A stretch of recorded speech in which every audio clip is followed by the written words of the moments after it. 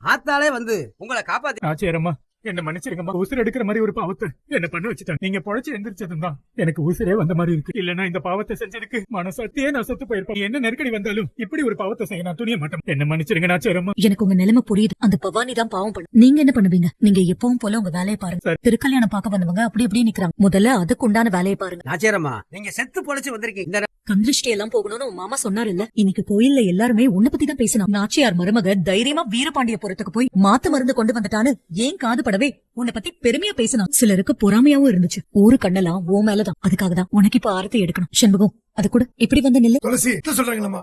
போமா, வந்து நில்லு. கொஞ்சம் தள்ளுங்க. ஹலோ அம்மாமா, எனக்கு எதுக்குமா?